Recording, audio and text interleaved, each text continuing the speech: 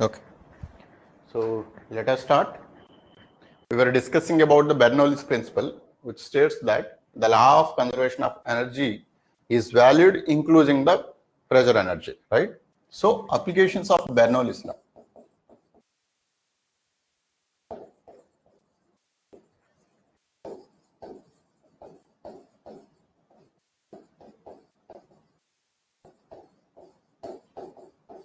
The applications of the Bernoulli's principle, one of the important application is to find out the speed of a flux.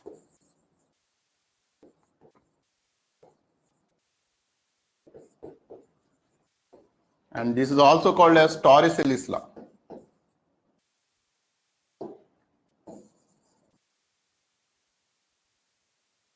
Right? So this principle is actually, it is straightforward and easy. Suppose if you have a tanker like this, let us say this is the water tank. Now let us say there is a hole at this point and there is a water level till this particular point. Now let us say the height of the water level is going to be of y2, and then the height at which this is going an outlet like this. So this height actually, if I call this as y1, and then actually the depth is going to be of h, let us say. So this is the depth. So there is a water here. Now let us say there is a pressure that is going to be there at this location, and you know that the outside pressure is going to be of PA, which is nothing but the atmospheric pressure, right? So this pressure actually, sometimes actually we may inject the pressure, or sometimes actually if it is an open top, then actually the atmospheric pressure is present even at this point as well. So this is the pressure inside the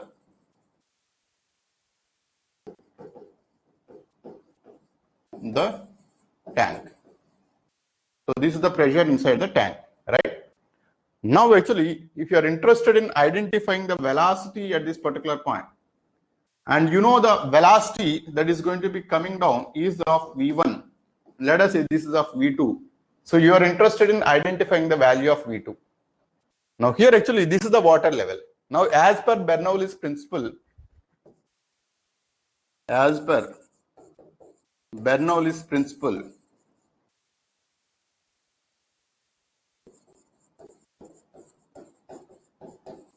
P plus half rho V square plus rho GH is equal to constant for any particular fluid, right? Now, this is one particular stage where we have, let us say this pressure is P1, or it is just P, and then P plus rho into half into the velocity, let us say this is V1. So this is the velocity which is V1, half rho V1 square plus rho G into height from the bottom. So that is of Y2, rho G into Y2. And this value should be equal to the outside pressure PA plus the velocity outside. So half rho V2 square, that is the outside velocity, plus rho into G into Y1. So this is the Bernoulli's principle that we can write it. And also actually we know that, let us say the area of cross section of this is A1 and the area of cross section of this is A2. Now as per the continuity equation states that the water is continuous. That means the velocity, if you consider at any point, the product of AV is always constant if there is a continuous fluid, right? So AV is equal to constant. This we proved already. This is what is the law of conservation of mass. So this is the law of conservation of mass, right? Now, as per this statement, here actually A1 V1 is equal to A2 V2. And you are interested in identifying the value of V2, hence actually V1 can be expressed as A2 by A1 times of V2. So this is the velocity V1. Now that value actually you can put it here. So P plus half rho into V1 square. So V1 square is A2 by A1 into V2 whole square plus rho G into now Y2. So this value is equal to PA plus half rho V2 square plus rho g into y1, right? Now this value actually after the simplification, suppose if I take this P minus PA and plus half rho into V2 square, if you take out, then this is going to be of A2 by A1 whole square minus 1. So because this actually I am bringing on to this other side, plus rho g into y2 minus y1. Sorry, this is y1 we can call, because actually everything we are treating this as 2 here. So this is y2. So this is y1 minus y2.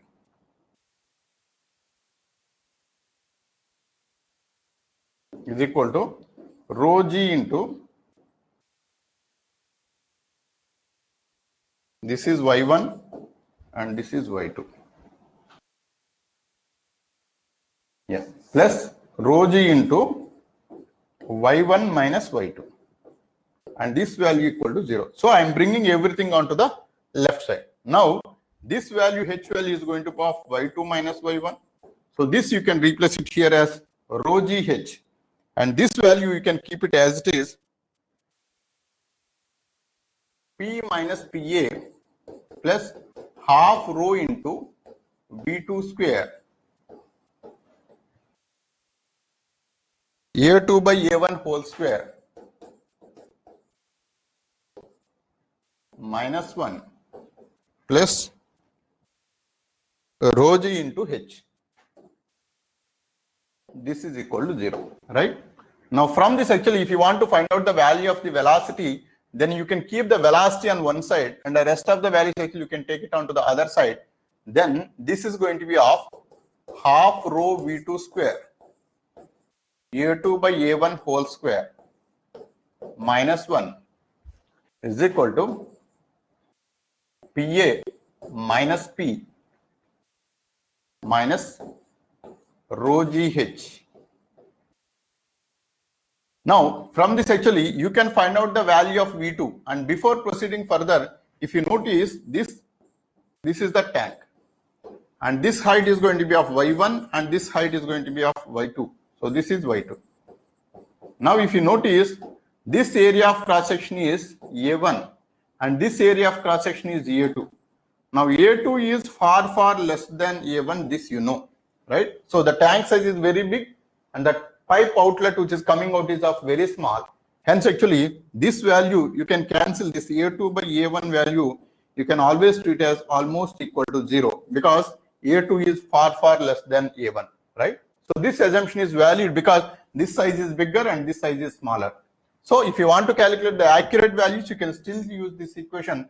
If you want to approximate this so that our calculations will be simpler, now then actually, so this value you can treat as 0. Then this is going to be of half rho V2 square, and this minus is there, is equal to PA minus P minus rho GH, right? Now if you multiply with a negative sign, half rho V2 square is equal to P minus PA plus rho GH, or V2 square is equal to 2 times of P minus PA plus 2 rho GH.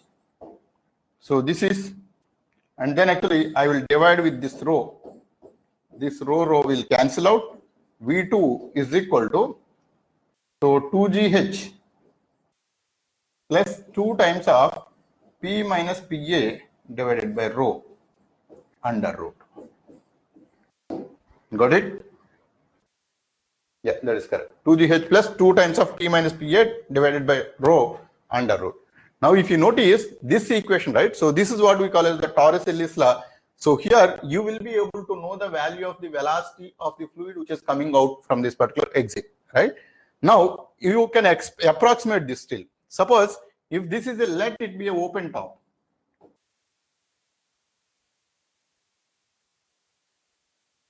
Now if it is an open top, obviously the pressure at this particular point, if you notice, this value is going to be of PA. Now in such case, if you notice, if you substitute the value of the velocity here, so V2 is equal to, which is the exit velocity, now 2GH under root plus P minus PA divided by rho, 2 times of. Now, in this actually, if you substitute P is equal to PA, then obviously this will become 0. The velocity is equal to 2gh under root. So this is the velocity of the, so this is the speed of a flux.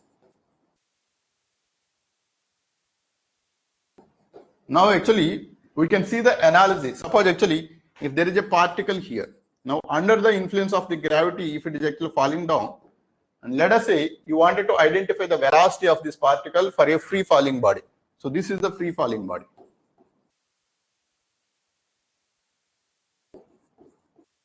For the free falling body, now initial velocity is equal to 0. So this is the initial velocity. Now this velocity is the final velocity which we wanted to find it out. Now it is subjected to an acceleration of g in the downward direction. So this is the g value which is in the downward direction. Obviously, you know that the principle, that is v square minus u square is equal to 2as. So this is actually in case if you know the initial velocity and the final velocity and the displacement, right? So this is 2a times of s is nothing but the value of the change in velocity square. So v square minus u square is equal to 2as. Now in this particular scenario, a is equal to z and then s is equal to height of travel. So this is the h value. This is the height of travel. And then if you substitute it, the initial velocity is anyway 0. So this is being 0. V square is equal to 2 times of, so acceleration due to gravity is g, and then this is the height. So V is equal to square root of 2gh. So this is the velocity of the free falling body. Now, if you notice exactly, see this, the velocity of Flex is also coming out to be the speed of free falling body. That means, suppose if there is a tanker like this, and for this tanker, if there is an exit like this, then if it is filled up with the complete water, then actually, if there is an exit that is coming out, the velocity of this actually is equal to 2 times of g times of h. And if you notice, it is not dependent on the density and the pressure. So here actually, this is open top. Hence actually, here the atmospheric pressure is PA. And even here the atmospheric pressure is also PA. Now actually, the only thing that is deciding is the height from this particular level. So this is the height. So this is the height actually, this is the only factor that is deciding the velocity of this fluid particle. And this has got utmost importance, especially in electrical engineering, where so we do generate the power from the water, right? How do we generate the power from the water? So the only way is actually, so there is a hilltop. So this is the hilltop. And from the hilltop actually, so there is somewhere actually, the water actually automatically comes out of the ground. So that is actually, so Godavari river, it starts from the Nasik, right? So there actually Nasik, which is a very big hill. So on top of the hill actually, there is some water flow that starts automatically and that comes to the river. So that itself actually forms the biggest water source, which is the biggest river of Godavari, right? Now there, if you notice, the water got generated somewhere here and then actually it starts coming out. So it starts coming out to the ground level. Now this height, which we call as the head of the, so this is the water head we call. Water head. Now this water head actually, by the time actually it comes to this particular point, if you notice, the water that got generated here, if it is coming throughout this particular hill and then till this particular point, now this height actually does matters in generating the velocity of the particles at this particular point. So this is 2 times of g times of h under root, and this height actually, now it will generate, it will come with a very, very high level of velocity by this particular time. Now obviously, this is nothing but the potential energy of the particle at this particular point. So the water actually getting potential energy at this top level, which is equal to mgh.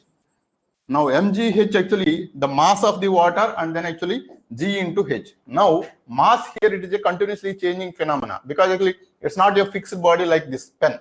So this pen is having a specific mass, but water actually, as it is moving, so you cannot quantify that water because there is a continuously change in water. That's exactly the reason actually, rather than considering this mass into g into h, we consider this as the density into volume into g into h. So mass is nothing but the density into volume.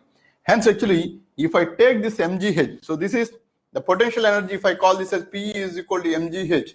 Now this is expressed as V times of rho into G into H, where V is the volume of this mass. then actually potential energy per unit volume is nothing but the rho GH. So this is exactly what we are using in this particular Bernoulli's equation or the Torricelli's equation, or anywhere actually we wanted to calculate the energy of the particle. So this is rho GH is nothing but the potential energy per unit volume. So 1 meter cube of volume, if it is there, for that actually how much is the potential energy is given by rho GH. That value, by the time it comes here, so it is getting generated as the kinetic energy. So half rho V square, this is the kinetic energy that it is getting converted. So half rho V square, and this value of the kinetic energy is used to rotate the turbine like this. So this is a turbine, so which is a circular fashion. There is a turbine like this. On this turbine, actually this water is falling down. Automatically this turbine starts rotating. So this kinetic energy is getting converted into the mechanical energy there. Now, if you notice, none of the things, whatever we have considered here, right? So none of the things are playing the role in generating the kinetic energy except for this particular height. So height is the only factor which will decide. And this law, that is the free falling body velocity itself, is the speed of flux in any particular container or any particular water tank. And that law is called as the Torricelli's law. So this is, suppose if we express this as V is equal to square root of 2GH, and this is called as the Torricelli's law.